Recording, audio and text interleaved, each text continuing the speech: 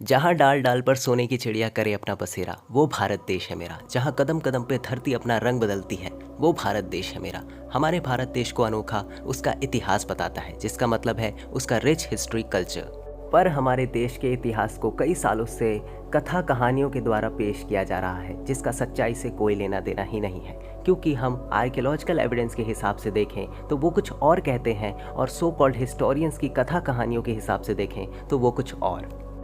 तो आज हम ऐसे ही 5 मिथ को एक्सप्लेन करेंगे जो आर्कियोलॉजिकल एविडेंस के हिसाब से देखें तो बिल्कुल गलत है, और कथा कहानियों के हिसाब से देखें तो सही, क्योंकि कथा कहानियाँ तो माइथोलॉजी होती हैं।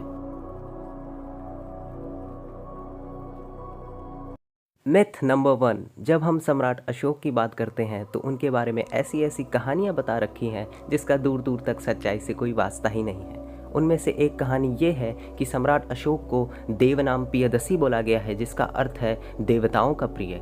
हम सब अच्छे से जानते हैं कि सम्राट अशोक एक बुद्धिस्ट राजा थे, और उनके टाइम पर देव वर्ड बुद्धिस्टों के लिए यूज़ होता था, और उन्होंने ये खुद अपने इंस्क्रिप्शन पर लिखवाया है, और ये चीज़ और भी कई बुक्स में मेंशन है जो आप पढ़ सकते हैं स्क्रीन पर।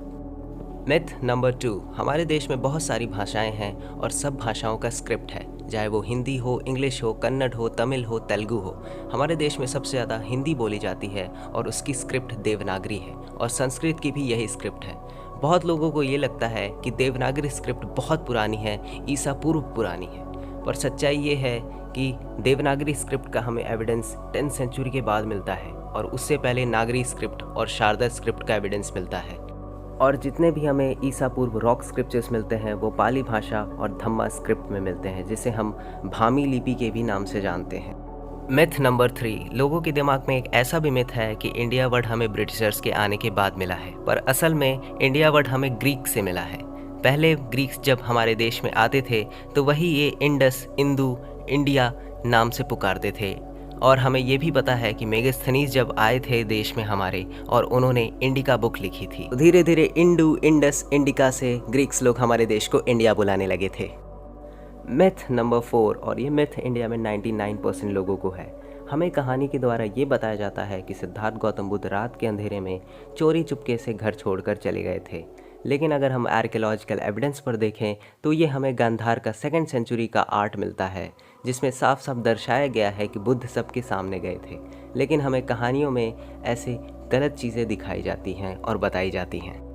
मिथ नंबर 5, थाईलैंड की नेशनल बुक रामायण, जिसको हमारे देश में ये प्रचार किया जाता है कि वो वाल्मीकि रामायण पर बेस्ड है, पर यह भी एक मिथ है, क्योंकि थाईलैंड की नेशनल बुक बौद्ध जातक कथाओं के दर्शन पर बेस्ड है। जातक कथाओं को इंडिया में बुद्धिस्ट किंग्स ने अलग अलग एरा में लिखवाया है। बस फ़र्क इतना है कि जातक कथाओं का रियलिटी से कोई लेना देना नहीं। ये एक कथा कहानी है जो कि थाईलैंड की रामायण भी इसी पर बेस्ड है।